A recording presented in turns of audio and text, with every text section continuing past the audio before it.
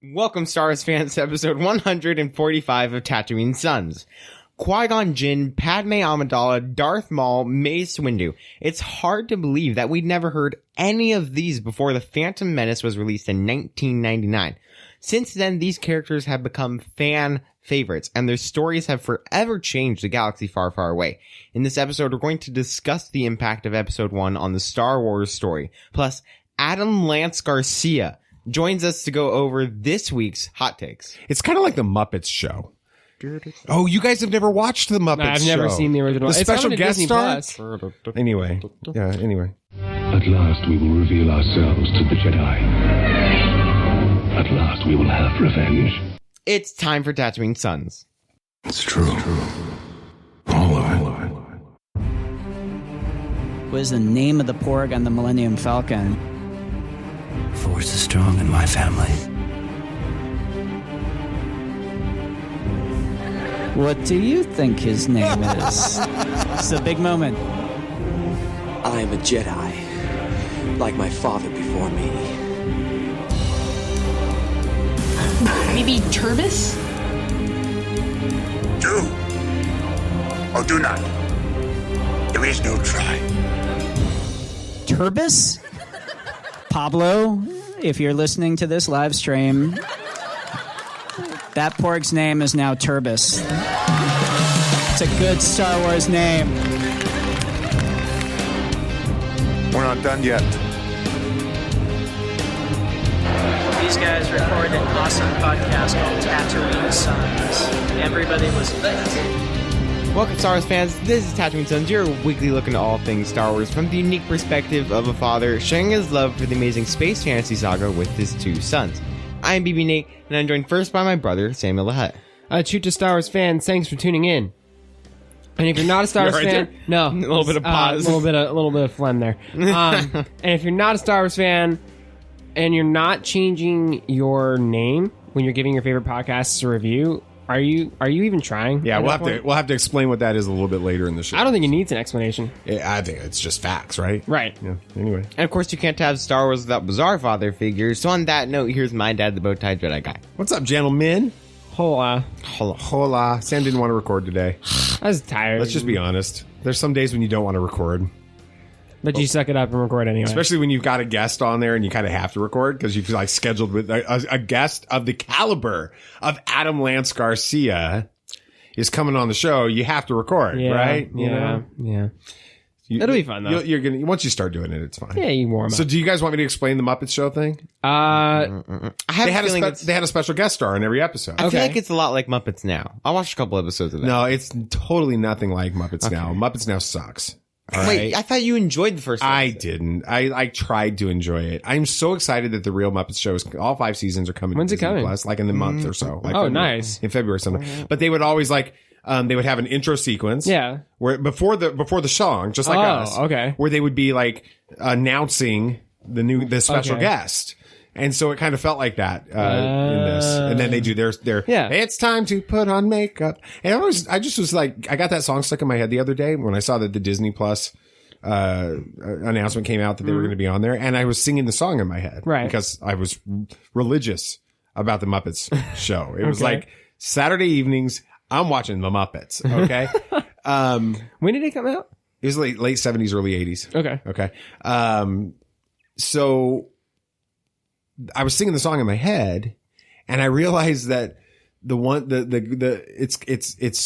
was very progressive for its time because it's all the guy characters that say it's time to put on makeup, it's time to dress up right, and it's all the lady, the female characters that are saying it's time to play the music. That type. So it felt like it was different. And I remember because I was singing it like the Big Beast, one that like, in the Muppets 3D, the Beast that comes out. Yeah. With the I remember thing. seeing him. It's time to put on makeup. Yeah. It's time to dress up right. You don't have to keep going. It's okay. It's time to. Anyway, so moving on. So what are the nerdy things you guys have been up to lately? Normal. No, just normal nerdy things. Yeah. BB Nate, you and I went to Disney. We went to Hollywood Studios for a while and hung out. That was kind of fun. That was. Tristan and I have been playing a lot of games lately, just because we. What's your game du jour right now? Du jour? Okay, you're gonna Game have of to the give me day. the French. Well, we were playing Squadrons for a bit, which is fun. That's cool. Are you guys like doing the team up stuff? Yeah, well, just dogfights. Just 5v5 dogfights, which is fun, but we hadn't played that in a little while. We went back to Far Cry 5 for a bit because we still need to finish the story on that. And then we've been playing, we just started replaying Rec Room again, which is just a VR game. And it's just fun. It's nice to hang out a bit. Stayed up way too late last night playing games with him. That's why you don't want to record today. You're just worn out. Yeah, maybe a little. But so mom doesn't listen to the show, so how late? 2. Oh, I had a feeling. I need to go to a comic store. Yeah? So bad. What's the comic you're missing right now the most? I'm missing 4. No, I know there's more than one comic, but what's the one that if you could only get one? If I said, BB Nate, let's go to the comic book store Monday afternoon, and you can only get one, which one would you get? Well, probably Death Metal 6. Because I have to finish up that series, and I have 2 Is more that a issues Batman left. comic? It's a DC, mainly Justice League. It's a follow-up to Metal from 2017, which is also a really good series, and I've enjoyed the Death Metal series so far, and it's kind of just, it's an acid trip. It's very strange, but it's a lot of fun. So. BB Nate really does love comic books. He really does. In a really intense way. Yep. I'm almost willing to admit that his comic book obsession is greater than his Star Wars obsession. Yeah. Really? Oh, yeah, I'm almost certain. What do you think, BB Nate? Well, I mean, he doesn't. I'm really excited when Star Wars stuff comes out, and new stuff, like new movies, new TV shows, that kind of thing. The thing is comics are always coming out. DC always has stuff coming out. But what about Star Wars comics? They're not as good. We got to get you into the High Republic series. I'm hearing it's pretty good. I'm sure, but good luck trying to find an issue. Or is it tough right now? I've heard somebody was like, I went to my comic store the day of, and they were sold out, and they said they don't know when they're going to be able to get them back. Dang. Do you have a bunch of comics right now? Have you read everything already that you own? All your comics that you have right now, not Star Wars related, just generally. So you have that whole bookshelf you have read. Oh yeah, maybe a few, most of them twice. Good Lord. So we need to get you some comics before next weekend because we're traveling next weekend. We're going to be going. He's like, yes, absolutely. Whatever your reason. So yeah, we're going back to Alabama. So Savvy will be on the show. Well, here's the interesting thing. I've already got a guest lined up for that week because at the time when I was lining up guests, I didn't know that we were going that week.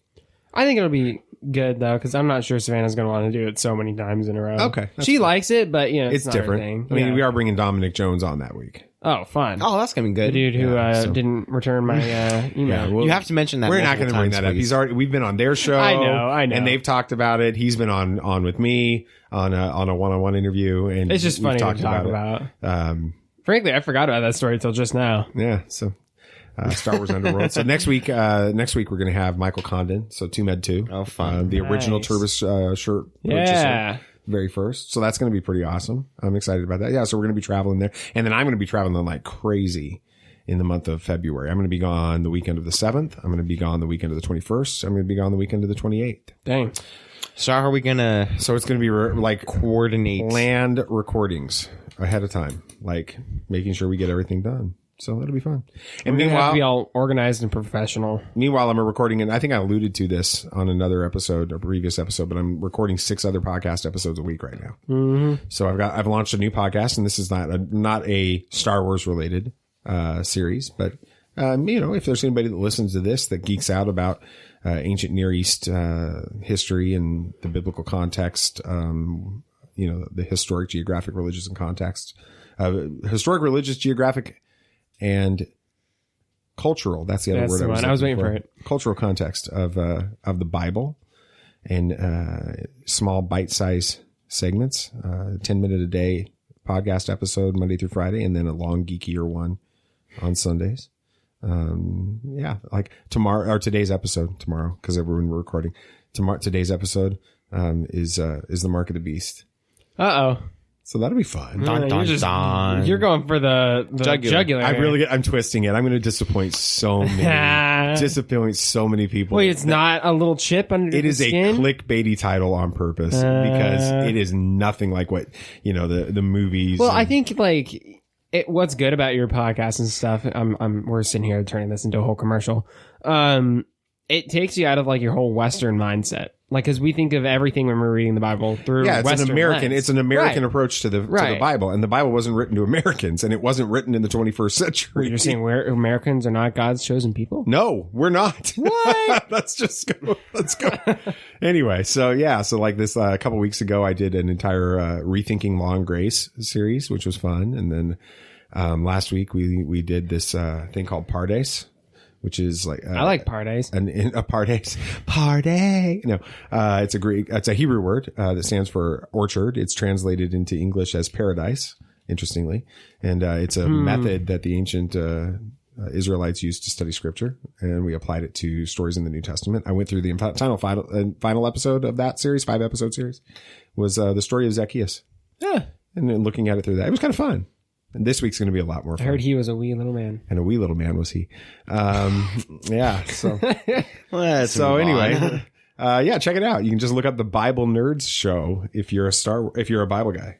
Or you're interested. If you're just interested, it's short, it's fun, it's designed. I mean, it's music. There's music, a musical bed underneath most of what I do. And if this podcast sucks, at least the music's good. So, it's true. So yeah. Anyway. Okay. So if you're wondering what we've been doing, we've been stalling right now as we get ready for our interview with Adam, but he's here. So why don't we, switch on over to Adam Lance Garcia. I didn't even set this up. Hey, Adam, hold on just a second. I got to come up with an intro, transition segment on this. The High Republic, it's not just books and comics. In fact, it's a set of animated shorts right now. At least they're giving us more information about that. Nice. And then probably the best character in Rogue One is not going to be in season 1 of Andor, and we don't know if he'll ever be in Andor. He will. And I know we talk about Thrawn a lot because he's awesome, but we want to get a Legends expanded universe fans' thoughts on the possibility of Lars Mikkelsen playing Grand Admiral Thrawn. That's all up next on Hot Takes. This is where the fun begins. Well, you want the bad news or the really bad news? Impressive. Every word in that sentence was wrong. All right, so we've got, Adam Lance Garcia is one of these guys that we always scratch our head how we get to have these conversations with him, because he's super smart about Star Wars, and someday he's going to end up writing a Star Wars book. We know this. Yeah, we're convinced of it. So, and we just want to build this, this relationship before that, so that when that book comes out, we can have him on. That's why we're doing this. Well, plus he's a Last Jedi fan. So, that's it. It's sold. Yeah. Welcome, Adam. How are you doing? That was a great intro. I'm doing great now. I'm not blushing at all. I appreciate you guys. No, it was kind of for us. It was that way when we were watching the Disney Insider on Disney Plus, and they were doing the High Republic breakdown on one of the episodes. I don't know if you've seen that yet. Have you seen it? Oh, I haven't seen it yet. It's fantastic. You guys are on that? No, we were watching it. No, we were watching it. So we were watching it, and Kevin Scott was on there, and we were like, yeah, we interviewed Kevin Scott. He was wearing the T-shirt I got from Lucasfilm when we visited in San Francisco, which I was like, I've interviewed that guy, and he's wearing my shirt. I will tell you one thing. I will fight to the death for Kevin Scott. That guy is my quick Kevin Scott story was I saw him at a hotel bar at San Diego Comic-Con, and I recognized him because I listened to a lot of Doctor Who audio dramas, and he used to write them. Right. So I just followed him on Twitter because of that, and I was like, "Oh, hey, you're Kevin Scott." And he's like, "Yes, I'm Kevin Scott." Exactly. And I asked him, how did you get to write for Big Finish, and understanding what the question was, and he just was very took the time to chat with me and just about writing, about how he got involved. And since then, he's been a really great just advisor. And, he'll reach out and give me advice on some stuff. He'll be my biggest cheerleader whenever I try to get any writing done. Just a lovely, lovely human. And when I found out that he was involved with Project Luminous, that's now the High Republic, I'm just so happy for him. What a great guy. What a great guy. Yeah. I like I said, like anyone speaks ill of Kevin Scott, I will destroy them. It was funny because when we were at Celebration Chicago, we were just reaching out to anybody we could think of to try to do interviews. Yeah. And two guys agreed. Yeah. Adam Lance Garcia and Kevin Scott. Oh boy! So you're in good company in our mind. I will take it. Yeah. Actually, there was the whole Christopher Sean story where he agreed, like 2 weeks before he agreed to be on do an interview while he was there, and then just he literally was like not able to make the schedule happen the entire time. I think his manager was like, "You're not going on that show," with it. So at the very last, oh no, we did. We had Jason Fry. I was waiting for you to mention that. Yeah, that was cool too. That was cool. BB Nate, don't forget you also had Alex Damon on. We did, but that was a surprise, right? Yeah, that was a surprise. Yeah, yeah. It was you geeking out about Alex Damon when he walked in the room. So. It's funny. Like I talk to Alex almost daily now. He's on a text chain with a couple of my friends, and like we did a video with Wired for him with him. Right. And, yeah, like it's funny. Like oh my god, it's Alex Damon on the plane. And now I'm just like Alex, hey, could you send me the thing that I needed for this video? It's like, yeah, I got you. Yeah, I got it. Like, yeah, so the evolution is pretty great. His reactions are always the exact same. He's super excited. He'll say it like this. And when he's upset about something, he'll say it like this. Yes. BB Nate, you good over there? You aren't really talking? Yeah. All right. I'm great. Nathan is actually in the room. So I am, just let you know. Yeah. Being his introverted self. I believe you. I believe that your dad isn't just like doing a ventriloquist thing. That's awesome. Well, we're going to talk some High Republic since we were talking about Cavan and Project Luminous. I we should love to. Yes. Lucasfilm launched a new series of Star Wars shorts called The High Republic. They're animated. Have you seen those yet? I saw the High Republic animated, just like about the character breakdowns and things. The character breakdowns. Yeah, I saw that. I'm loving the High Republic. I was going to ask you. So, I mean, they're pretty awesome little shorts, and High Republic has been pretty fun. What's been your thoughts on High Republic? In general, I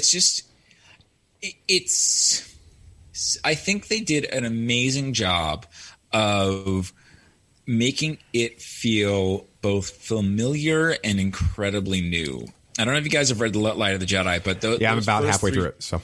Yeah, those first three, I'm not going to spoil anything, but those first three chapters were intense and exciting. And when the Jedi show up, I got really, really emotional. Right. It was, especially the way like 2020 went, and I was reading it around the 6th of January. So there was a lot of like the emotion of being saved and this, this organization, this order that is just there for the greater good, that is just there is good people doing good, no matter what the cost. Was like, oh, that's what I need to see. So there's a bit of that, but also I just think, Charles Soule did an interview with, speaking of Alex, with Star Wars Explained, and he talked about how they had this sort of blue sky aspect where they can go thousands of years in the future, 1,000 years in the past. They could go in any direction they wanted to. But they decided on the 200 years before the Phantom Menace because it gave audiences enough touchstones that they're familiar with, like Yoda, or even Jabba the Hutt. Not that Jabba the Hutt's in there, but like they're long lived, so it's possible that they can be there. There are elements that feel familiar to cats like us who know the Phantom Menace and stuff like that, but also allows them to be so far away that they're not forced to be dependent upon the saga, so they can have that sense of surprise and that sense of danger. And I think that's my favorite part about it. Like the biggest thing is, and I'm monologuing, I do apologize. No, it's good. That's why we have you on. We want to hear what you have to say. I recently listened to the audio adaptations of Tales of the Jedi, the first volume or so. And what was most interesting about that was, the old Republic, as envisioned by the old EU, tended to just feel like the status quo, but like there were more Jedi. Basically, it always felt like the original trilogy, but the Jedi were always on the back foot. it didn't feel in many ways as distinct from what we got in the original trilogy in terms of the style, the Jedi, the tone. There were some weird aspects of it because the EU got weird, but compared to High Republic, it feels different. And I think it also puts into sharp relief a lot of things that happen in the prequel trilogy and Attack of the Clones. You know, it's the ability to use the Force has diminished. What does that mean? Right. And now you get to, and now you're seeing the Jedi use the Force in some really awesome ways. Some really awesome ways, and you're like, Chapter wow, 17. like, there we go.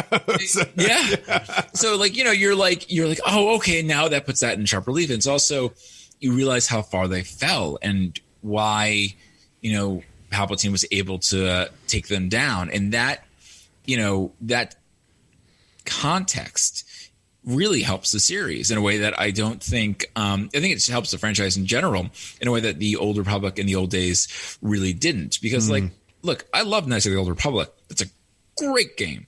But it is a Sith Lord with a, you know, world destroyer, and the biggest difference is basically like you're playing a character who used to be a Sith and lost his memory.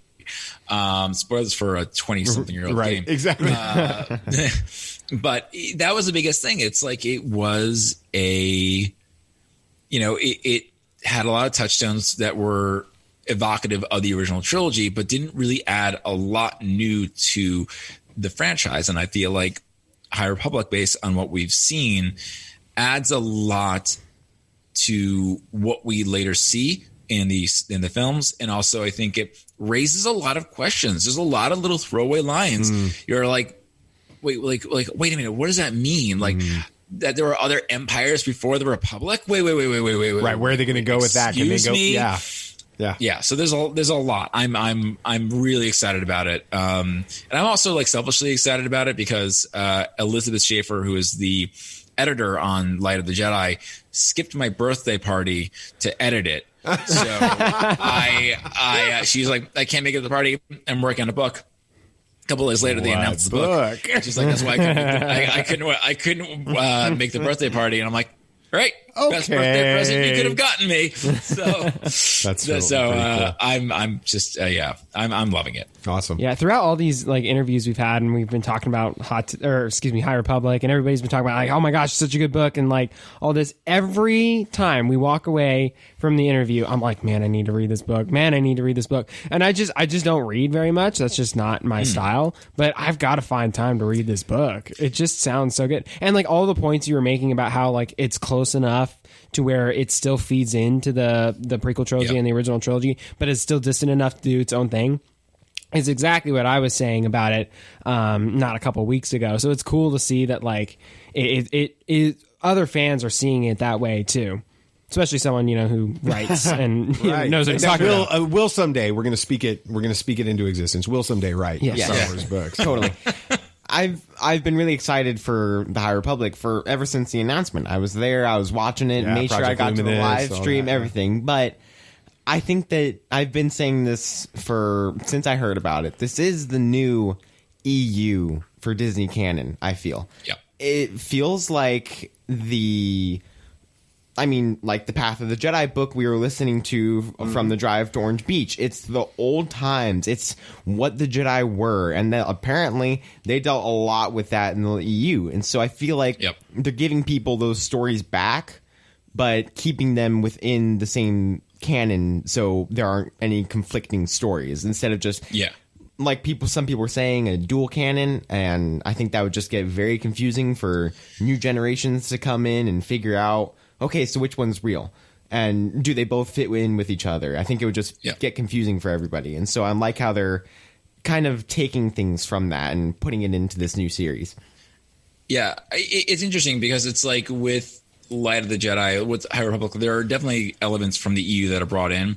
And I see, like, I've heard people wanting Legends to continue. And there's part of me that really wishes I could read Sword of the Jedi. Like, that's a book series that I really want to read I will never read. But at the same time, it's like, it's almost like they're not giving, I would disagree slightly. I wouldn't say they're giving the EU back because there are so many things in this book series that are so unique to High Republic. There's just a lot of elements, the way the Jedi are portrayed. But it is the EU for the Disney canon in that it's unencumbered by the movies, and I think that's the biggest thing that's most exciting about it for me as someone who, you guys are too young to remember. It's like the only new Star Wars we got was books, or a video game, but the video games were all like original trilogy. There was no prequels. Like I remember screaming falling on the floor screaming in 1997 because there was they were re-releasing the special editions. Like that was the newest Star Wars I got. But everything else is in the books. So they could do whatever the heck they wanted. They can go in any direction they wanted. They could come up with random stuff. And I know I've talked about this before on this podcast, but it's like, that was sort of the fun of it. Like they can go in any direction. They were unencumbered. Mm-hmm.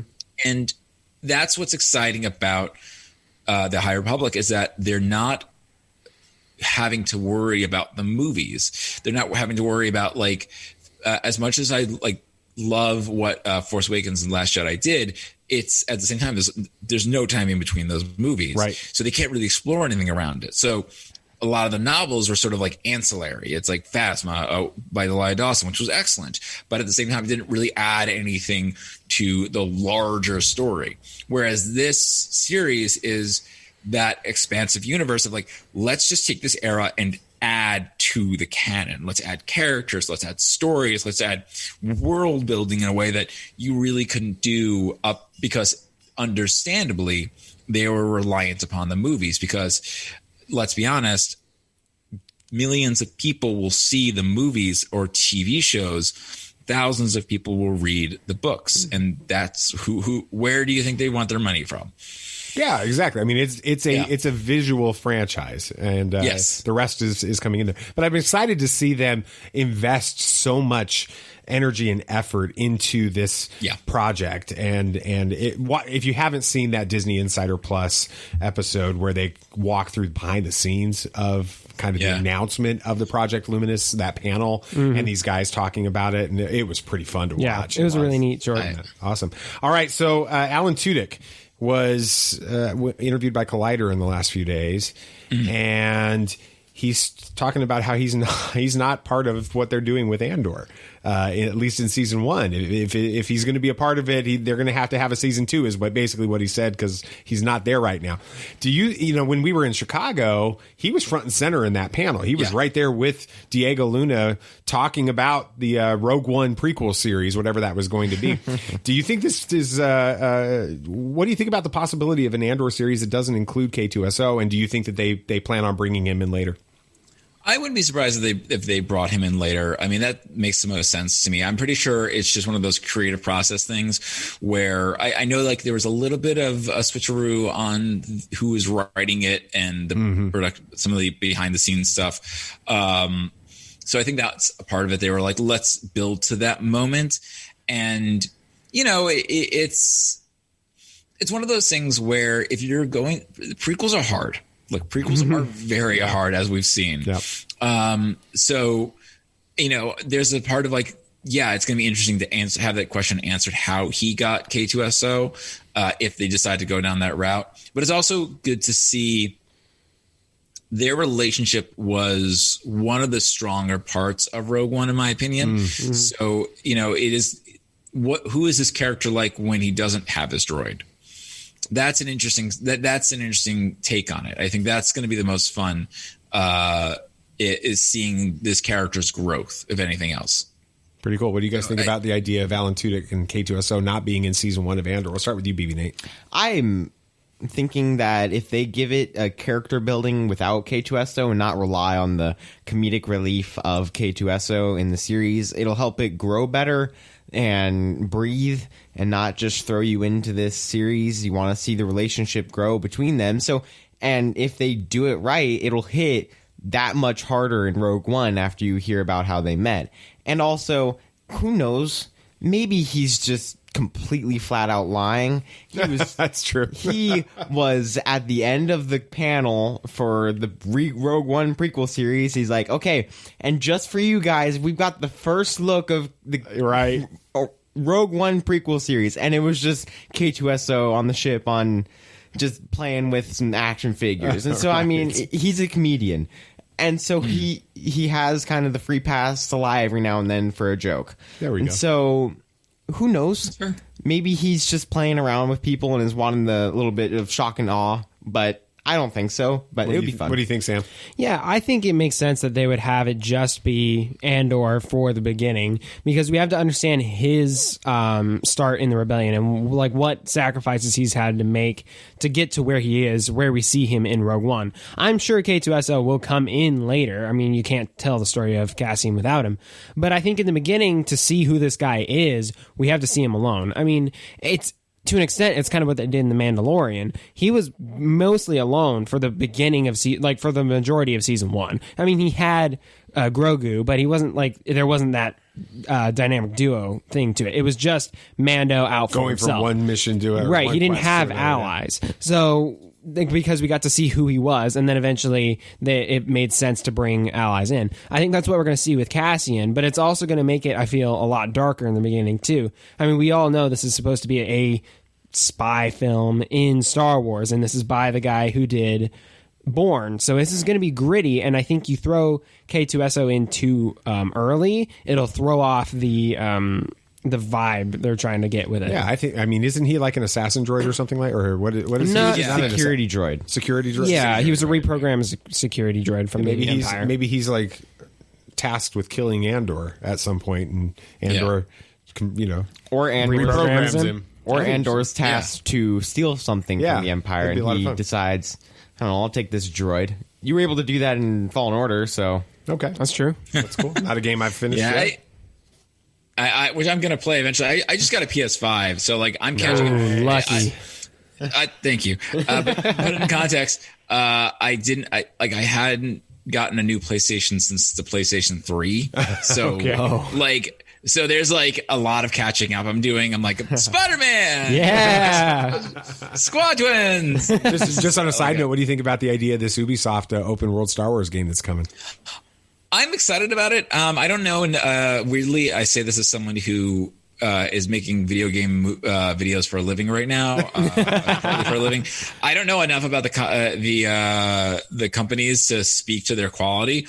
But yeah, I like open world stories a lot. And I'm excited to see that with Star Wars. I think honestly, like I've been more excited about Star Wars over the last, I want to say couple like this, starting with the season of Mandalorian to now. It's like it's been the most exciting I've been for Star Wars since the credits rolled on The Last Jedi. Like, and it's because I just feel like there's a lot of potential. Like there's so much you can explore now. I feel like that's the most exciting thing about it for me. It's like the world feels bigger, and if that is something we can explore in the game, great. That's awesome. But, as big as the world gets, Star Wars is really good about going back into the well for something that's worked before. Mm-hmm. And, the list of actors that have been rumored or fan cast to play Grand Admiral Thrawn, it would take us the rest of the show to just list them all. But one of them that we've always thought was a perfect fit looks like it's potentially happening based on what we're hearing from, different sources right now. Lars Mikkelsen, it looks like he's coming back to play Thrawn, but this time in live action. You are an EU Legends guy, Heir to the Empire, and all of those were great. My question for you, Adam, is what was your thoughts on Thrawn in the new Disney era of Star Wars, and Lars Mikkelsen's portrayal of him, and how do you feel about him potentially playing that character in Ahsoka? Oh, I feel really weird because do you have like a camera in my house? Because I just started Thrawn today. Like I just started reading Thrawn Chaos Ascending today. Like no, Chaos Rising. Excuse me. I literally started today. I'm like, are they watching me when I play? That's what I was like. This is starting to get weird. It's interesting. Like, I think Lars Mikkelsen is probably a good choice because he plays him on the show on the animated series. So I like like when they had Katie Sackhoff play Bo-Katan on the show. That was really cool. I like seeing that connection. And this is neither here nor there, but Rosario Dawson's uncle used to babysit me, which is still weird. Like, it's just one of those things where I'm like, Ahsoka's uncle babysat? Okay. Because she's from Brooklyn. Guess who else is from Brooklyn? There you go. This guy. You don't sound like you're from Brooklyn. You don't talk like you're from Brooklyn. No, it only comes out once in a while. I'll tell you this. Sometimes I talk like this. Like, it's water. It's water when it comes out. That was in college. I was literally sitting around. I went to college in New York to NYU, and everyone thought I was from Kansas. I'm like literally like I'm from Brooklyn. And then the one time it ever came out was, I'm gonna get some water, and my friends froze. They're like, "Oh, it is true." That's the only time you ever sound like you're from Brooklyn. So That's funny. Whatever. That's right. I was gonna say that it's interesting. Like, I love the Thrawn trilogy. Like, the Thrawn trilogy is seminal for me. I don't know how well it holds up. It's been decades since I've read it, but it was such a great sequel to the original trilogy back in the day. Right. Thrawn was a great villain. He's basically an evil Sherlock Holmes. I don't know. Like, and I say this, I'm going to be very careful. Rebels is not my favorite Star Wars. I know you guys love it, and I think that is awesome that you guys love it, because I think if there's one thing that Star Wars is for everyone, and there's everything you can like about Star Wars, Rebels never really spoke to me. When it really does work for me, it's like when Ahsoka shows up and Darth Vader shows up, just because I'm more invested in those characters. Right. I thought like how Thrawn was handled in Rebels felt a little too small scale for him. I like some of the Zahn books that have come out. I think the best one probably was when he meets the first two, and I'm enjoying Chaos Rising so far because it's so far aside from everything we know. But yeah, I don't know. Like, I thought in Rebels he didn't feel as menacing as he did in the books. And I think because so much of it was about Lothal and so much about it was the TIE Defenders. Whereas in the EU, you know, it was this galactic threat. It was this major, major threat where, you know, he is sort of a secondary villain in a lot of ways in Rebels. So, I mean, like I said, I'm enjoying the books. I like that he's canon because he's so seminal. Hasn't always worked 100% for me, but again, that's me. Sure, understood. Yeah, I mean, I understand where you're coming from about him feeling like a small villain. We were driving back from Alabama, but a few weeks ago, and we were listening to Heir to the Empire, which was the first time Nathan and I had ever been exposed to that book series. And we didn't finish the book, but it was interesting to see the character of Thrawn portrayed that way, because our first introduction to that character was through Rebels. So we have a different perspective going into the book. And it is very different. He is much more of a threat to the galaxy as a whole, not just this one rebel cell.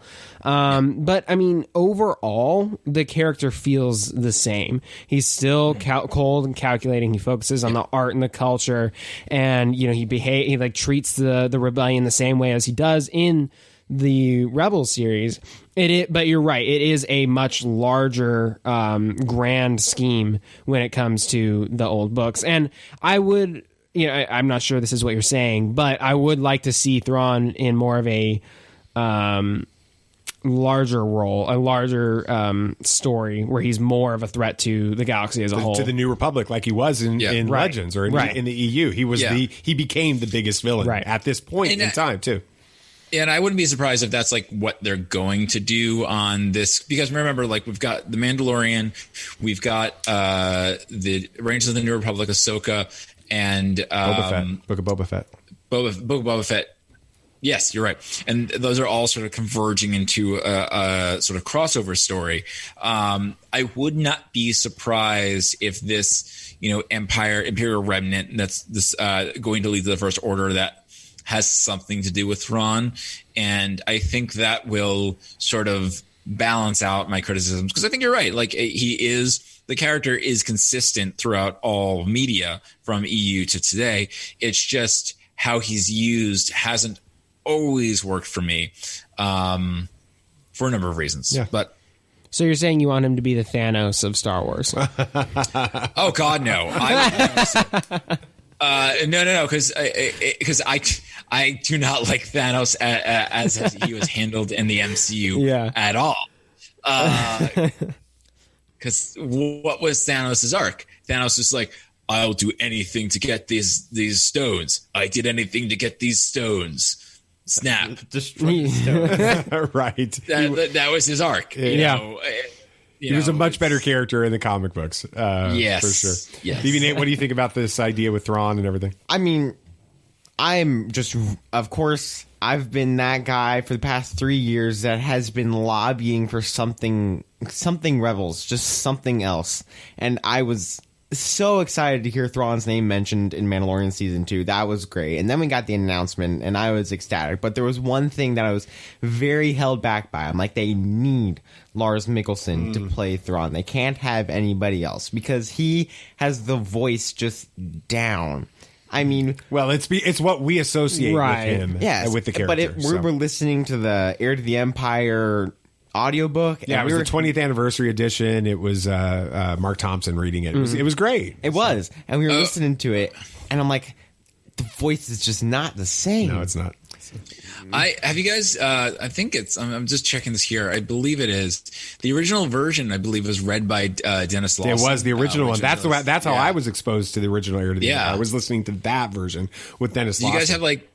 Was there like sound effects? Because there were sound effects in the Dennis Lawson version. Yeah, they had audio like orchestral tracks and everything. It was fully dramatized, but it was really cool because it was all Mark Thompson doing the voices. And he's pretty good. Oh, yeah, he's phenomenal with it. One thing since we're talking about it, like your Heir to the Empire, like so you guys,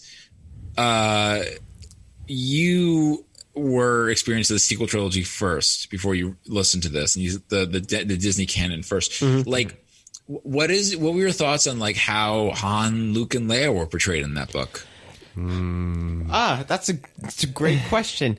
I really do think that when they put into the new canon, I think that Han is very similar from Heir to the Empire to now. We got to think about the books as well.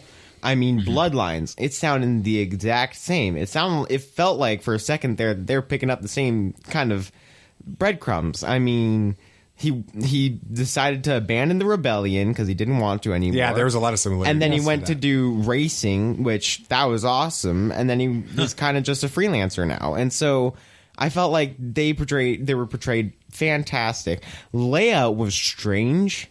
Specifically because we didn't know she really used the Force the way she did. Right. Yeah, it was right there front and center in Heir to the Empire. It's not that way in the sequels. Rise, it's really the only thing that we know about that. And so it was really cool to see that. Luke, it's weird because he feels more like a diplomat than a Jedi Master. So that's the only reason that I kind of started to get disconnected. And I honestly, from my perspective, I grew up the sequel trilogy rather than Heir to the Empire. I prefer the version of Luke we have now over the Heir to the Empire because I like to see the person that never gave up on the Jedi Order. And I like to see that. And I mean, while he didn't really, it felt like he went more to, we got to build this new republic. It's more important than starting the rest of the Jedi Order. And so I liked it. It was I think I liked it just because it was the classic characters that we were used to from the original trilogy just being continued on. I think there was that sense of familiarity with it that I liked. I mean, Nathan does make some good points in that the characters were Han was very similar, but that's Han. He's always, he doesn't care about anything. He's Han about it. Right, exactly. But he's right. Leia, it was interesting to see Leia as more of a Force user. I actually liked that storyline.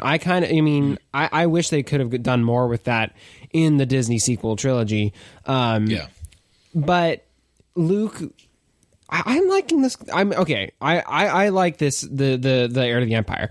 Do I want it to replace Disney canon? No, but it is interesting to see that different perspective, and I enjoy it. I can see better now why fans who grew up more like yourself with the sequel trilogy and stuff, or with the Legends EU. Have a harder time accepting this new sequel trilogy, because the sequel trilogy we got from Disney, they hardly deal with the original cast of characters like Luke, Han, and Leia, and they throw in this whole new cast that you're supposed to start, falling in love with. And of course, for Nathan and I, it wasn't hard. We had hardly any connection with any of the characters from the previous movie, so we were like, "Oh yeah, we love Rey, we love Finn." That's why they focus on new characters.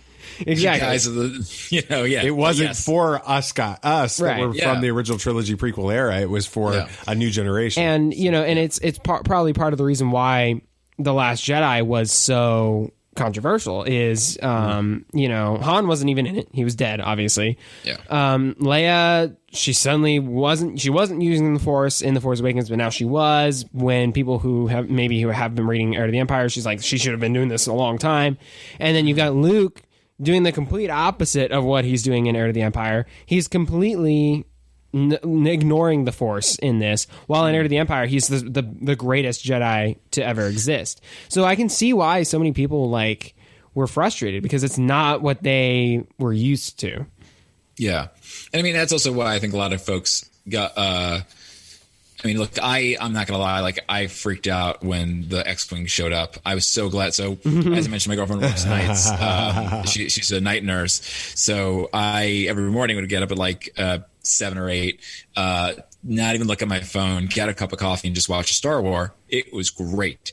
And I was so glad that I got up early enough and I watched that episode by myself. And she called right when the credits were rolling, because I was shaking, and I was so happy. Even though it's weird CGI, and again, I love The Last Jedi. I love Luke in The Last Jedi.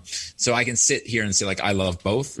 But it was very much seeing oh, that's the Luke I remember as a kid, and there's an appeal to that, because it's a power fantasy, and it's also you're a hero acting like a hero. That's really nice. But I think. It's what the biggest thing about the Heir to the Empire, and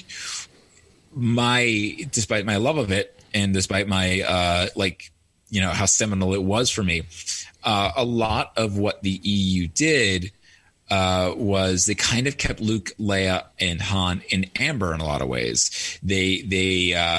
And I think we talked about this before, but basically, Luke gets more powerful, Leia gets more powerful, Han gets more powerful in his way.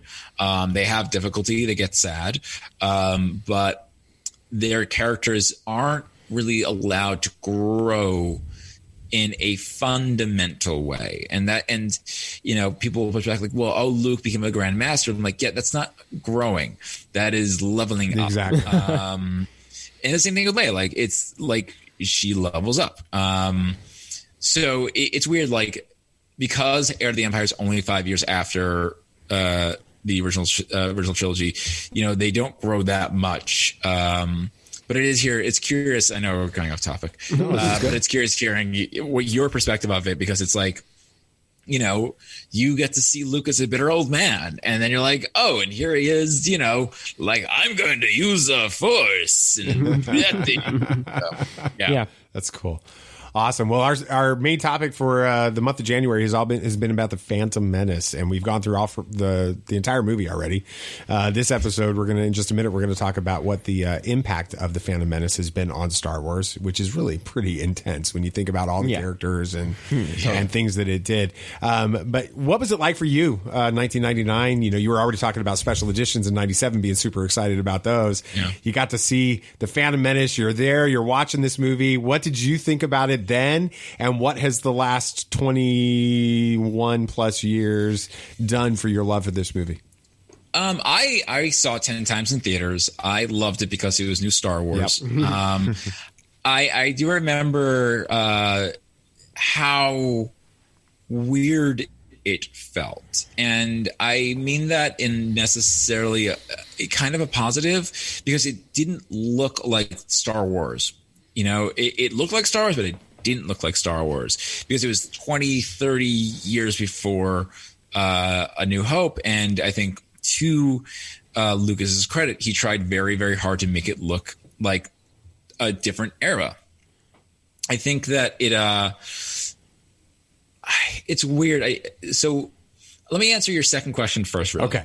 The second question is, over the last 20 years, where my evolution with Phantom Menace was, it was the best Star Wars film. It was okay. It was the worst Star Wars film.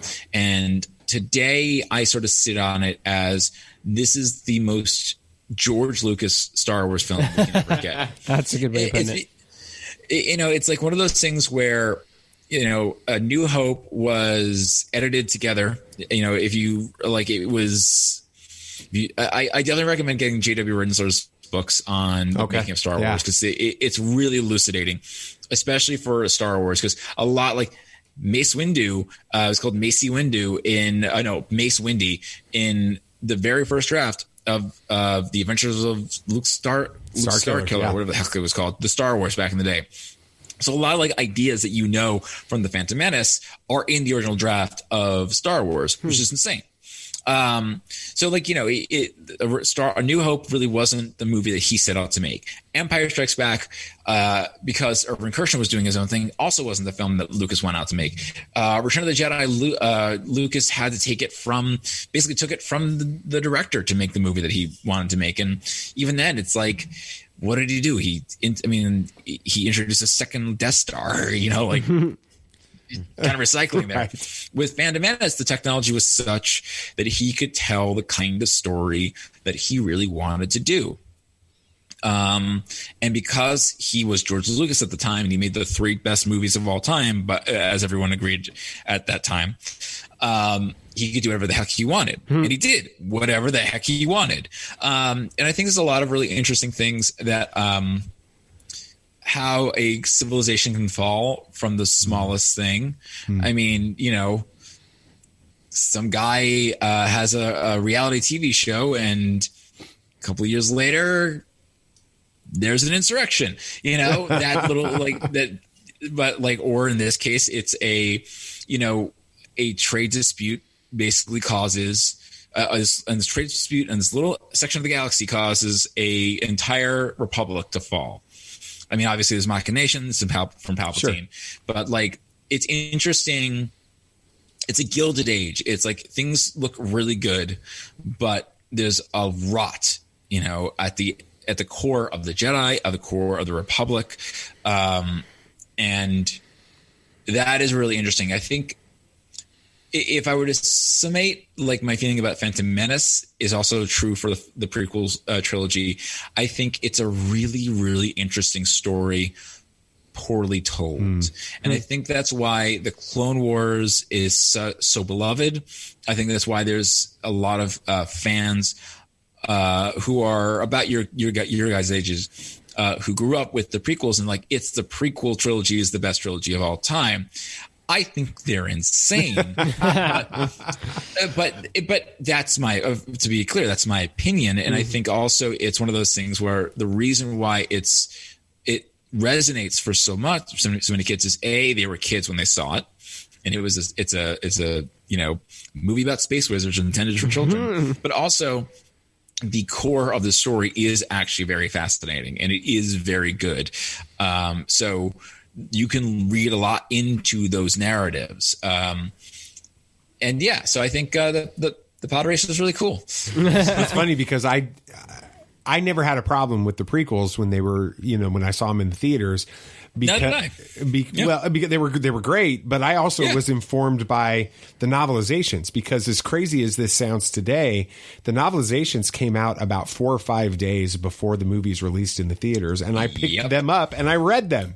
So I already knew the stories and I had all of the other things, and it was much better. It was told much better in the novels. And so when I'm watching it on the big screen, it's I'm feeling everything from those, and the story makes sense, and it's told a lot better in that situation. That's awesome. Yeah. Very cool. Thanks for joining us, Adam. Tell everybody about my pleasure. where they can like find you and what you do and all that stuff, how they can follow you, all that. What I do, I ask myself that question every day. So you can follow me on Twitter at Adam Lance Garcia. Also on Instagram at Adam Lance Garcia. I am really unoriginal with names. I'm also on TikTok as Adam Lance Garcia, but I realize I'm an old. And when I went on there and all the kids were doing these really great videos, and I'm just like, hey kids, do you wanna see my videos? I'm cool like you. You can also just search Adam Lance Garcia on Amazon. You can check out a lot of my writing there. I write a Green Llama series. I'm also doing an audio drama series with my co-producer, Steele Philippek. We're doing something called Radio Room. Hopefully we'll be having our next season coming out at some point this year. We recorded so much stuff during the pandemic. That's where you can find me. And also, if you check out Wired or Vanity Fair or Ars Technica on YouTube, you might see some of my work. That is because I work for Condé Nast for a living right now. And that is, it's a cool job. Send me really cool places. They're like, do you want to go to Lucasfilm to make a video about Star Wars? And I said, you're paying me? And they said, yes. Why? That's why you're here. I don't have to pay you. Yeah, exactly. Awesome. Okay, I'll go. Exactly. So yeah, it's that's where you can find me. That's awesome. Well, Adam, thanks for joining us. This is cool. We can't wait to do this. We're going to talk about the Phantom Menace here in just a couple minutes, but before that, we got to go over last week's poll. I think I put it up on Twitter. We'll see. That'll be after the break. This is Tatooine Sons. Are you brainless? I never asked that question till after I've done it. What?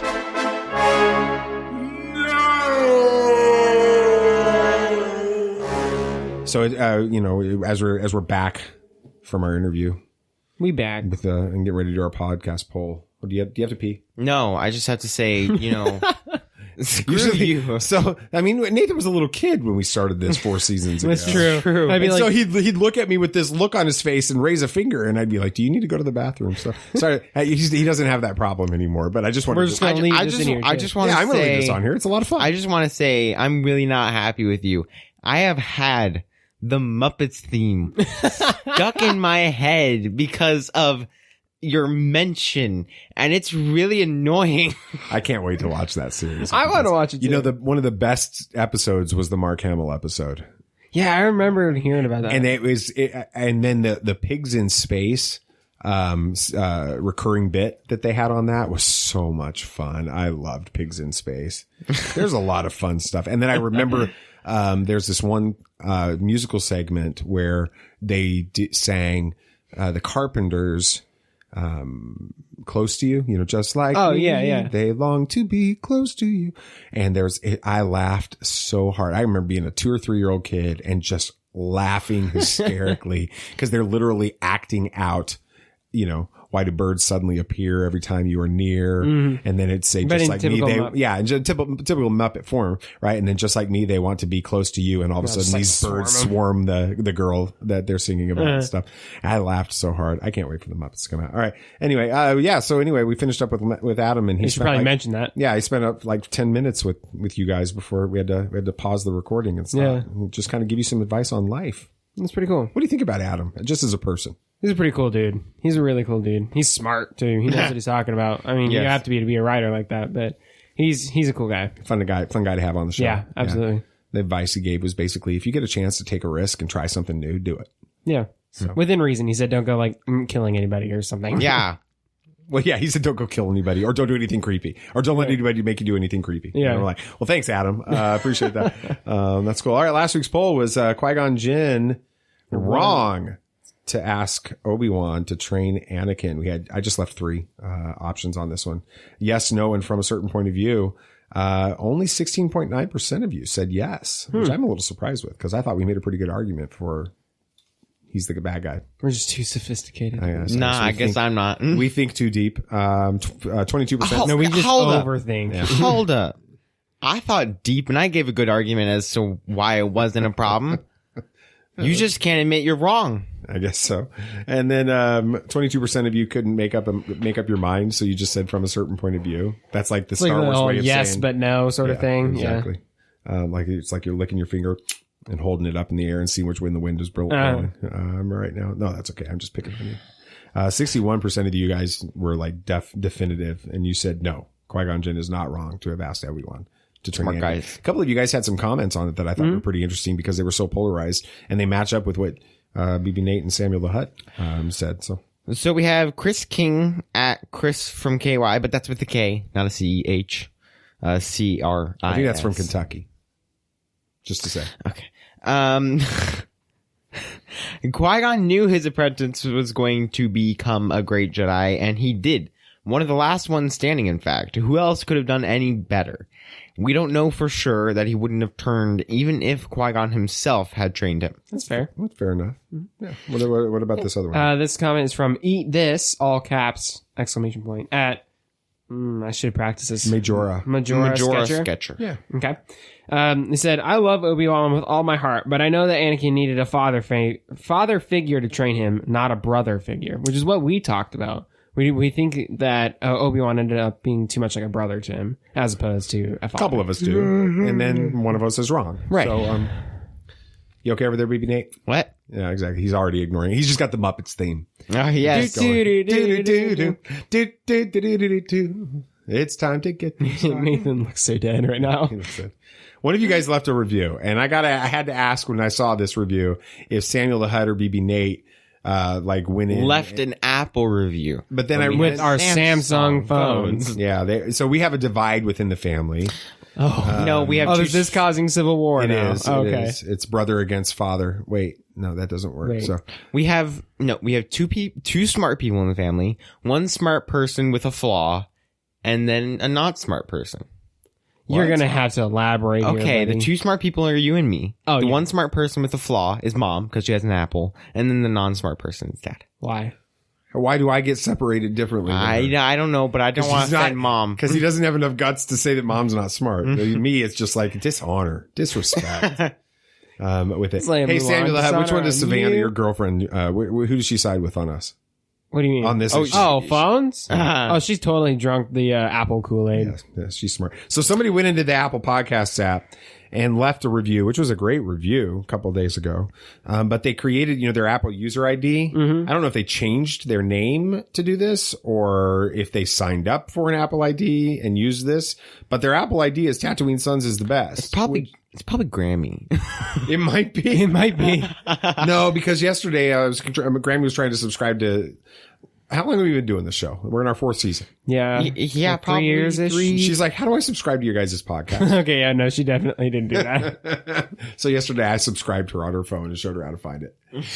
Nice. And signed her up for Patreon, too, while you're at it. No, right? she did Patreon. She figured that one out before. But when it comes to her money, she knows how to spend it. Yeah, we don't do Patreon anymore. So, but anyway, it's best podcast ever. 5 stars. This is so good. Wish they came out with an episode a day.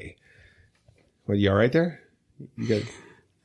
Nathan, I'm losing it. I swear. He's got, so Nathan, the podcast quality here. Nathan's got his headphones, but he's flipped the earmuffs out, so he looks like Princess Leia. It's really hot in this room. It is hot in here. I don't understand how it got so hot. I'm glad I took my sweatshirt off. Yeah, me too. I'm glad you took your shirt off. No. That got weird. All right. Moving on. So, yeah, whoever you are, but Tatooinesons is the best. Thanks. That was pretty awesome. Yay. So, thank you. Yeah, thank you. This coming week's poll. Don't forget to put this review, though, that we've had somebody change their name. Yeah, that's stuff. And so that's the reference that Sam made during the intro. Right. Yeah, okay. See, I got all these times. It's like the MCU up in here. It is. Kevin Feige is like crafting a beautiful story here. Right. Right now. Maybe this is Kevin Feige. Maybe this is better than WandaVision. There were only 3 episodes in. It got really good the last hour. Yeah, this last episode was good. All right. Which character introduced in the Phantom Menace has the biggest impact on the future of Star Wars storytelling? We're going to talk a little bit about this in a second, but I've got 4 on here. Qui Gon Jinn, Padme Amidala, Darth Maul, or do we win our thoughts now? Just initially, before we talk about it in detail, what would your instinct be, BB Nate? Darth Maul. Padme. Really? Yeah. I have a hard time. Padme's the whole point, like the whole reason Anakin turns to the dark side.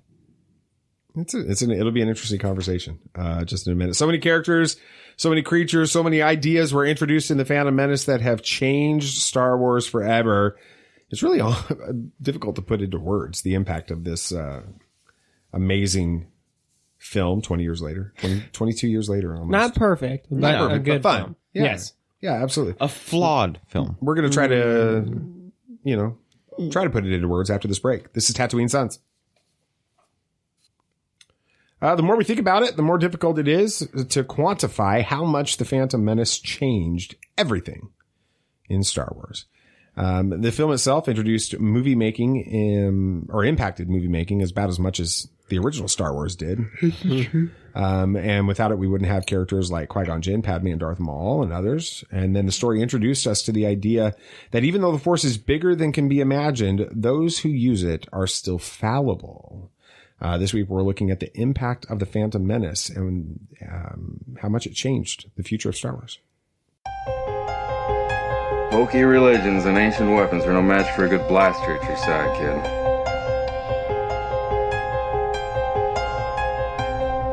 Rebellions are built on hope. Force is with me, and I am with the Force.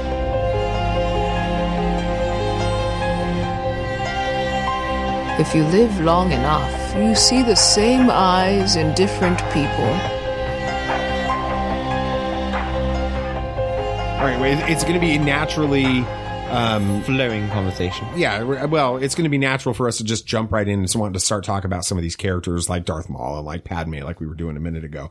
But before we get into all of that, I think it's important for us to have a brief conversation here on the changes it made in movie making, in filmmaking. You know, when we think about Star Wars, it was revolutionary when 1977 Star Wars came out, and the way that he did stop motion and the creature effects, credits at the end, the title crawl. Well, the title crawl kind of goes back to the old Flash Gordon serials, but bringing it in and telling a fresh new story using those same types of ideas, a genre piece like that, and the way that he reintroduced he almost created a new genre with it, because it was part sci-fi, part Arthurian legend fantasy type stuff, and created this whole idea of it wasn't space Star fantasy. Trek. Yeah, space fantasy with it. I was listening to a podcast. I just recently found the Christian Nerds podcast, and he was going through his top five sci-fi books, and he was talking about science fiction, and I was just listening to it thinking how much different Star Wars is than science fiction with it. And I mean, I know I've said that and I've heard that and I've thought about it before, but when he's describing science fiction, it's different. But think about, all of those changes that they made in the original trilogy era, and then go forward 20 years to the Phantom Menace. Let's talk about some of those different technological changes that were made on that. What are some of the things that you think of when you think about this movie and the technology? The first most noticeable thing is the CGI is very good. I mean, at the time, yeah. For 1999, the CGI is great. I mean, we had Tron, which was kind of the first thing that did CGI. Yeah, it was the first computer. Yeah, but that's 15, 20 years exactly. before. And you can see that from then to Phantom Menace, it grew a ton. And I'm just saying, it worked out really well. And the Phantom Menace kind of set the new bar for how CGI should be from then on.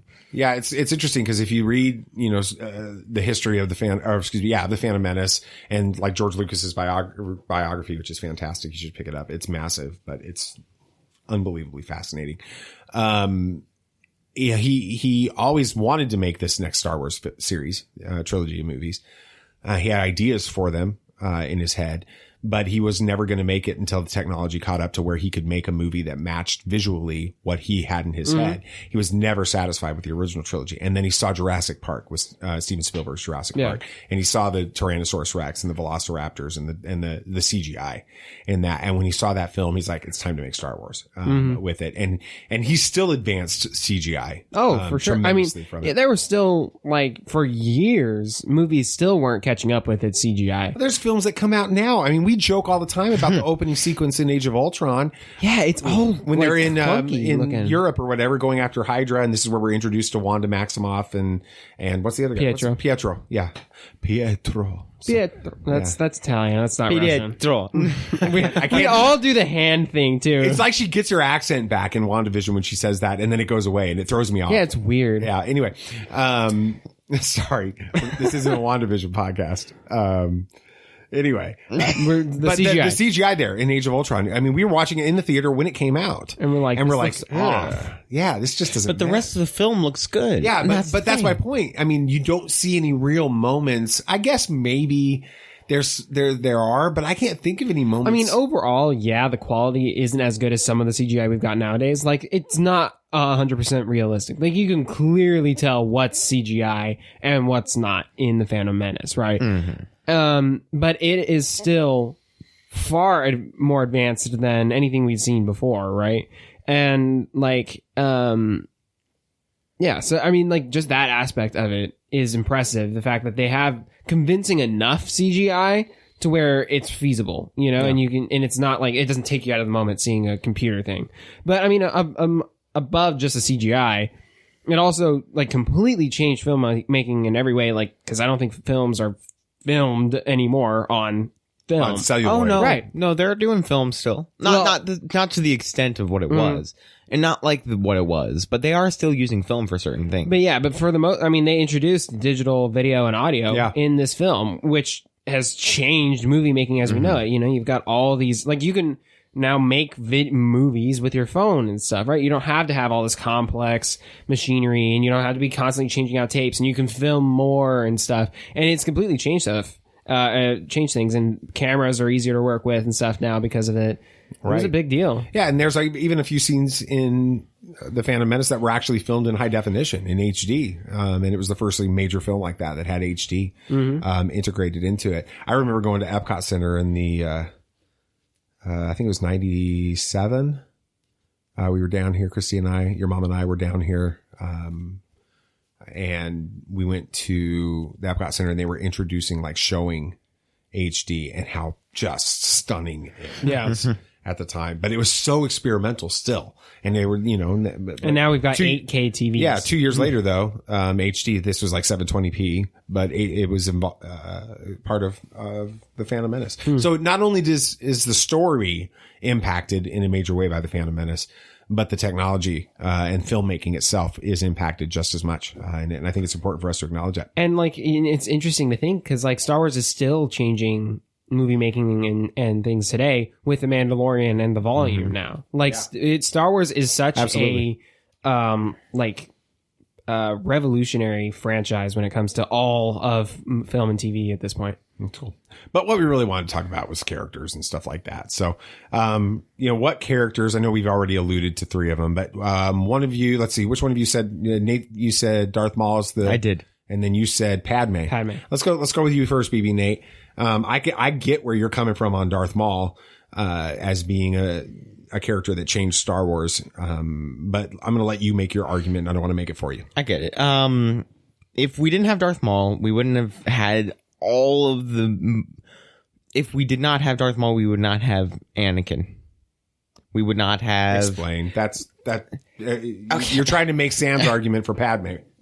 If we didn't have Darth Maul, we wouldn't have had everything on Tatooine that was so important, and just the motions wouldn't have been set in place. Because when you take out the main villain of a movie, you don't have a movie.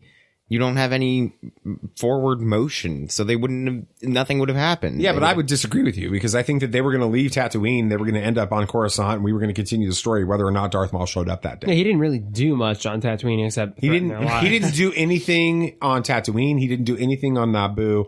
He doesn't really impact the story directly He doesn't impact the story in the Phantom Menace directly until he battles Qui Gon Jinn and Obi-Wan Kenobi at the end and kills Qui Gon.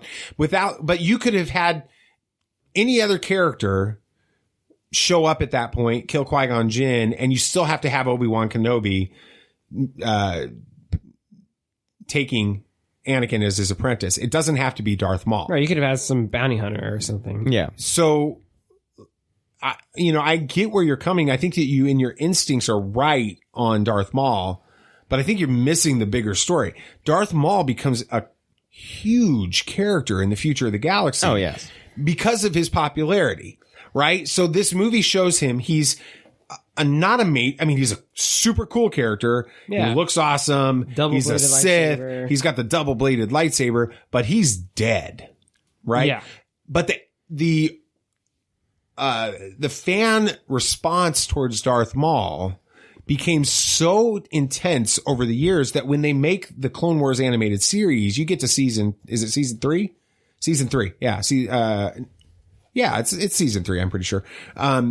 George Lucas is sitting there with Dave Filoni and George is like, we're going to bring back Darth Maul. And then, of course you got Dave. He's sitting there. Interesting. Right. Interesting. Yeah. Maybe, possibly. No. Give him robot legs. Yeah. No, but he looks at George. He's like, George, you killed him. Legs. You cut him in half. I mean, if you hear the story, that's what Dave says. He's like, he's dead, George. George. And George is like, no, we're going to bring him back. And they do. And it changes the entire trajectory of Clone Wars. Right. Mm-hmm. It becomes the Clone Wars. You should literally watch the Clone Wars thinking before Darth Maul and after Darth Maul when you watch them chronologically, because the story changes. Mm-hmm. Everything gets moving forward. The stuff with Duchess Satine, the stuff with the Siege of Mandalore that we have at the end. All of this stuff that happens because they bring Darth Maul back. The same exact thing happens in Star Wars Rebels. You have pre-Darth Maul and you have after Darth Maul. Now, the beautiful thing about that is you do get season 2 with Ahsoka and the Vader thing at the end, Twilight of the Apprentice. But they had to make a decision going into season 3. What are we going to do now? But they had Darth Maul in their back pocket. They could bring Darth Maul in, and that changes season 3. It makes it one of the most beautiful. He's in season 2 at the end of season 2, right? Yeah, he's introduced in the Twilight of the Apprentice. Exactly. So there's my point. Right? Darth Maul changes Star Wars Rebels as much, if not more, than he changes the Clone Wars. Mm. And then we go all the way back now that they bring back season 7 of the Clone Wars. They come back with that. And what is the story really that everybody wants to talk about? Maul. The Siege of Mandalore and Darth Maul. And with that. And he's just a powerful character. They bring him into comic books. They do all this stuff. Darth Maul has a massive impact. And I think that's what your instincts are, Nate. But I think that it's bigger than just his impact on this film. I'm thinking more of his impact on the future of Star Wars. What make your argument for Padme? I don't think it could be more obvious as to why it's Padme. I mean, the entire reason that Anakin becomes Darth Vader is Padme. That's it. First, they wouldn't be in the situation that they're in on Tatooine if it weren't for Padme being there, right? She talks to Anakin, that gets that thing in motion, right? Anakin likes her or whatever, I guess. I'm not sure at that point in the movie. Are you an angel? Right. He's hitting on her at least, right? And he's 9 or something like that. So you've got that already set up in this movie, which wouldn't happen if Padme weren't there. And then she calls for the vote of no confidence in Chancellor Valorum, which puts Palpatine in a position where he could become Chancellor, and he does, which allows him to become the Emperor.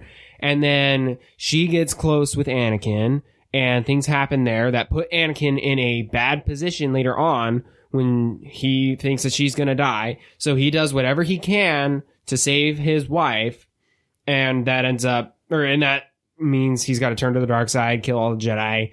It's totally, he goes about it completely wrong, but it's all because of Padme. If Padme were not in this story, you would not have Anakin Skywalker as a Jedi probably, and definitely not Darth Vader.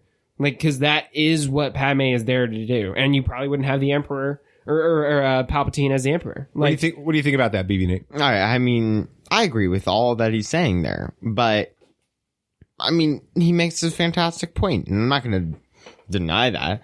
I think that if we didn't have Padme, we wouldn't have Star Wars. She's like a keystone in this story. Okay, so but here's where I would come back from a different angle on it, because just as Nate, you were making the argument for Maul from the perspective of what happens in the Phantom Menace. Samuel, you're making the argument the same way. What's happening in the Phantom Menace and in the original trilogy or the prequel trilogy, right? Because she continues, her character in the films continues on, and I think that you make a valid point on that. But she has very little impact on Star Wars outside of the prequel films. There isn't. I mean, she's in the Clone Wars animated much, stuff, yeah. and she's got some great arcs in there, but she's not moving that story forward with it. She doesn't. I mean, you have E.K. Johnston's books, Queen's Shadow, Queen's Peril, which are great books, but you don't have. Padme isn't really a central character outside of the films. In the Star Wars universe, Maul makes, we just explained the huge impact on the story, and still could be making a huge impact on the story. We had him solo. We had him exactly. I mean, what happens when we're sitting there on May 24th, your birthday, Sam, in 2018, and suddenly Maul shows up on the screen and everybody's freaking out? Fans that have never watched Clone Wars or Rebels are asking why I thought he was dead. Right. And they're going back and watching Clone Wars and Rebels all over again. You're not going to have that kind of an impact from Padme. Does that make sense?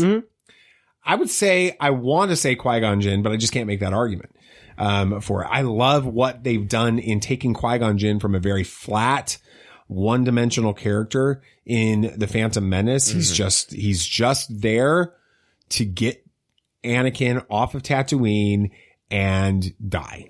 Yep. In the Phantom Menace. But then you see him some in Clone Wars and he's cool. What really changes things, in my opinion, is Master and Apprentice. Yep. And a little bit in Dooku, but he's really very rarely in Dooku. Master and Apprentice changes. It makes him a very interesting character, for me. I want that character to have his day. You know, we just found out this week, Liam Neeson, we were joking about it, where he was saying, he would be fine with coming back to Star Wars and being in the Kenobi series. Well, it's come out. The same people that are reporting that Lars Mikkelsen is going to be playing Thrawn are now reporting. Same sources are indicating that Qui-Gon Jinn that Liam Neeson is signed on to be in the Kenobi series. He's going to have a role. They aren't sure. One of them says that it could be a flashback or it could be a Force ghost. I think it makes more sense to be a Force ghost. If they start bringing this character back more and we get to maybe see a young Qui-Gon Jinn in the future in a series, that type of a situation, see his, maybe I would love to see Qui-Gon's training with Count Dooku. I would love to see Count Dooku as a young Count Dooku. What Cavan Scott did in Dooku Jedi Lost for that character, we could see a lot more of. That's just a very short section of that book. Yeah. You get Cavan or somebody to start writing a story, and then it gets adapted into a series, and you get to see a young Qui-Gon Jinn moving forward. I think there's a potential for Qui-Gon Jinn that I don't think we're going to have with Padme ever. I think Padme's story's pretty much played itself out. Yeah. But think about some of the other characters. What are some of the other characters in the show that impacted things that were introduced in this? Or, I mean, there's Mace Windu. Yeah, I mean, we could be getting him.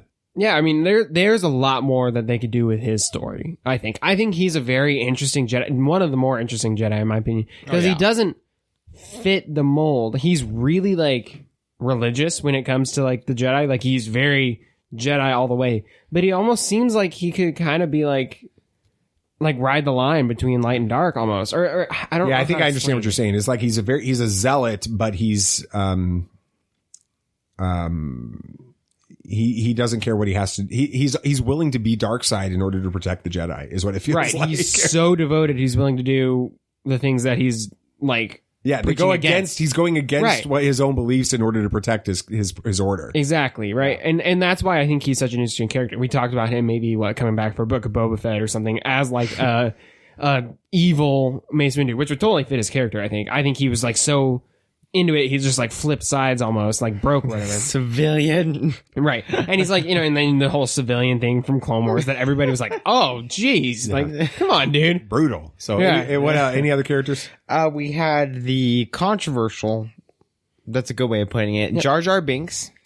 Yeah, you can't tell. Here's the way I look at it. When it comes to the NFL or baseball or whatever in the Hall of Fame, one of the arguments that I've heard is the best way to determine whether or not somebody belongs in the NFL Hall of Fame, the NBA Hall of Fame, or the Major League Baseball Hall of Fame is, can you tell the story of that sport?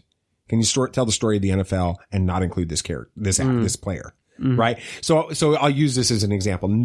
Everybody at this point hates Barry Bonds because it came out. He broke Hank Aaron's, rest in peace, Hank Aaron. He passed away this week. He broke Hank Aaron's all-time home run record. Okay. It was this huge deal and it stood for decades. And then it comes out that he was juicing like crazy. And so it was a cheat to beat it. Yeah. Right. And everybody kind of suspected it, but then it actually came out. Right. Right. And so nobody wants Barry Bonds to get in the Hall of Fame. Right. But you can't tell the story of baseball without Barry Bonds. Pete Rose is the same way. He's not in the Hall of Fame. You guys don't know who Pete Rose is, but some of you guys, your dads and moms that are listening to this, you know what I'm talking about if you're a baseball fan. You can't tell the story of baseball without Pete Rose. Pete Rose belongs in the Hall of Fame, whether or not you like it or not. Right. And so when it comes to telling the story of Star Wars, especially Star Wars films, you can't tell the story of Star Wars without including Jar Jar Binks. In this. And I think it's important for us to acknowledge that, even if you don't, and frankly, the character is not as bad as everybody says. No. No. It's a movie for kids, y'all. All right? They Like gotta every have a Star Wars silly, movie. goofy, slapstick character every now and then. There's nothing wrong with that. All Lots of Star kids Wars love him. movies are for kids. There was two. I bought two Phantom Menace action figures when the movie came out. Okay. Guess who they were? Qui Gon Jinn and Jar Jar Binks. Okay. You got one of them right, one of them wrong. Jar Jar Binks. Darth Maul. Darth Maul and Jar Jar Binks. Got it. Man, I'm the best. And I think that's why, what you have to think about with this story. I wasn't really excited about, I didn't want a Qui Gon Jinn action figure. We actually have one somewhere. I think Nathan has a Qui Gon Jinn action figure. Did you get one? Yeah. I do. Yeah. All right, let's talk about this last piece of it, because the Force really is expanded upon in a big way in this. I think the first thing that we have to think about is that the Jedi are not the Jedi of the High Republic. That we're seeing right now in the High Republic is what we thought watching this film going into it when I was, 24 years old when this film came out. I expected what we're talking about the Jedi in the High Republic to be the Jedi in the Phantom Menace. That's not what we get in this. It's like what Adam was talking about, right? They talk about their ability to use the Force is diminished and that type of thing. It really impacted the way that Star Wars fans view the Force, when it comes to that. What else, as far as the Force can you think of? I mean, the whole rule of two was established in this. The whole fact that the Sith there's only two Sith there should only be two Sith in the galaxy. No more, no less. Right. Yeah, we knew about the Sith. We'd heard about Legends of the Sith as far as things that we had heard about from George Lucas's original screenplays. But that word was never never said. in the original screenplays or anything. It was said in this film for the first time. Right. And the idea of the rule of two, which really guides so much of Star Wars expanded universe since then. And it still guides, Star Wars, today. When you see a Sith show up or a Dark Force user in Star Wars, you read about him, you hear about him, you see him on the screen. Who's his master or who's his apprentice? Or is he a real Sith? Right. Is he just a Dark Force user? Right. You're because like the Inquisitors and Rebels are not Sith. No, they're nowhere near. They're just dark side Force users and lightsabers. And we were talking earlier with Adam about listening to Heir to the Empire. It's not that way at that point. It's all, Dark Jedi. Yeah, there's no such thing as a Sith. Exactly. So I think it changed things. Yeah. And it makes the Sith more impressive and scary. Yes. Like the fact that they're able to cause all this trouble with just two of them in the galaxy at once. And just the 1,000 years of patience. Yeah. Literally, right there haven't been Sith for thousands of years. 1,000 years. 1,000 years. Yeah. Well, there have been Sith, but they've been hiding. Right. And they've just been passing it on one Sith to another Sith to another Sith to another Sith, and patient enough to wait for that right moment. But with it, which really That's devotion. It is. It's awesome. It's awesome. What have your, having this conversation for the last 4 episodes, has it changed what you guys think about the Phantom Menace? I'll start with you, BB Nate. No, I've always enjoyed the movie. I think it's a fun movie, and it hasn't changed my view. I will still watch it with the thoughts in mind that it's a fun movie. It's Star Wars. It's good, but it's not the greatest. But I don't hate it. I like it. That's it's fair. fun. Yeah. What about you, Samuel? Did it change the way you think about this movie? Yeah, it's going to help me like get past some of the clunky dialogue and complicated, confusing politics and let me focus on the characters, their impacts, the overarching themes, and just what this film has done for all of Star Wars. What's coming, what's happened, everything is tied to this movie at this point. It'll help me realize that now. Yeah, it's rekindled my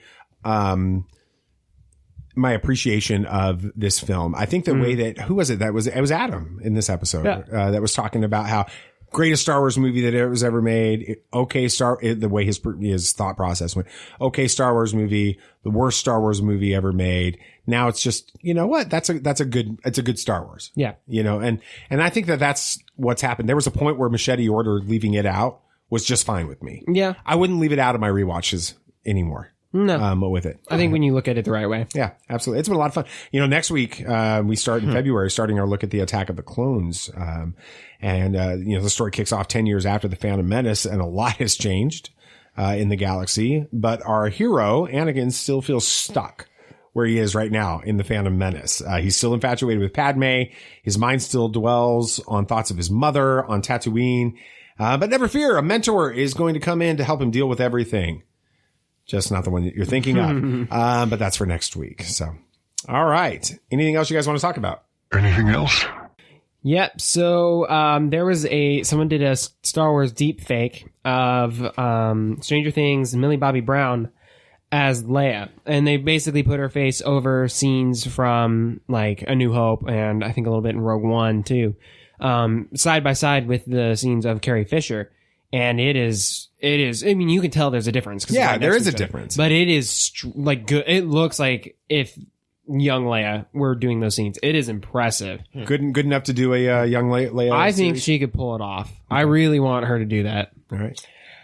And the Star Wars sequel trilogy's best unexplored mystery could shed light on the Jedi-Sith War. Maz Kanata's castle wasn't a castle built by her, but it was actually a Jedi temple.